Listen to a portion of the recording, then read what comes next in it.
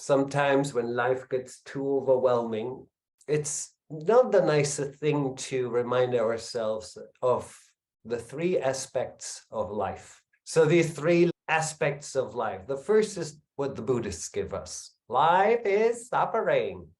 Hope not, but life at least entails suffering. The first aspect of life is pain. There will always be a certain amount of pain. You can win the frickin' lottery tomorrow, yet still got to deal with breakups and sicknesses and what life throws at you. Pain is an aspect of life. The second one, which we also don't really like, is uncertainty. We just don't know. We can prepare ourselves as diligent and as German as we would like, and yet you still don't know what's going to happen when everything starts rolling, because, everything keeps on moving and changing. Pain, uncertainty, and then one of the worst, the work goes on. We're going to keep on working because there is no finishing line. Whenever you think you're finished, what are you going to do then? There is no finishing line. We know this from the practice. We know not to expect too much from the one class, but to consider, the long stretch, the long run. And every time we have to show back up for the work. And it can be really, really sometimes a defeating feeling of like, oh, here I go again, here I have to go again. That's why I'm always pushing that joy factor, that at least imagine it as play, imagine it as a joyful experience. So it's not just yet another chore you have to do. If we consider the three aspects of life, especially when things are getting a little harder, it's very defeating, but that's what the great teachers call the big paradox. As you know by now, yoga loves the paradox. It's all about the paradox. So we're thinking about how to let people experience that. So let's play that out just for right now, just for a moment.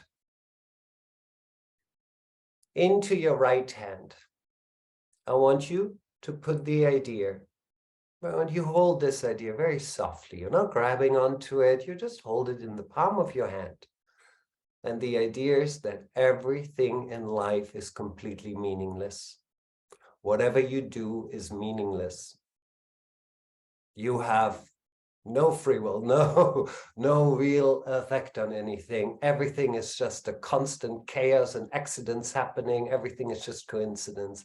Everything is absolutely meaningless.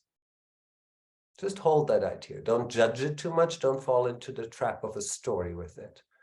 Just a general idea, life is absolutely meaningless. And you hold it carefully, lightly, like a little birdie in your right hand. Just sit for that with them for a moment. Maybe you feel things coming up about that. Maybe there's a really strong sense of, no, that's not correct. That's fine. Maybe you embrace it a little too much. I don't know, but you're holding that little idea in your right hand. Now put the opposite into the other hand. Life, everything in life, every cell, every being, everything in this life is meaningful. Even stronger, every little fruit fly. Imagine that the universe is depending on each and every part of it.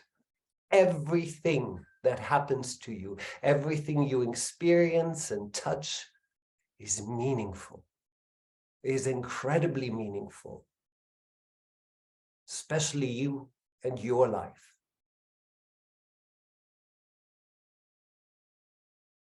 Hold it in your hand gently. Everything has meaning. Every moment is a possible teaching. Everything in this world is for you to be experienced, to be devoured, to be loved. Good.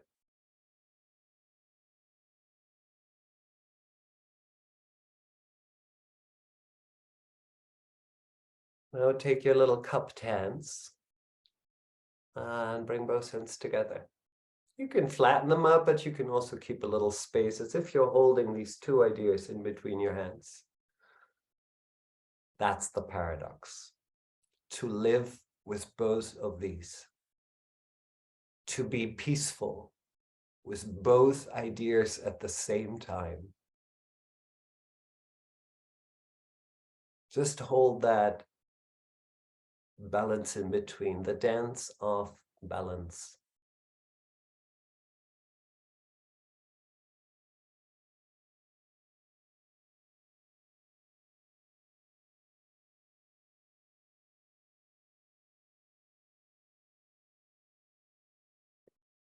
And then you can open your hands and let the babies fly. Good. Good. Have a good one, my lovelies. Bye.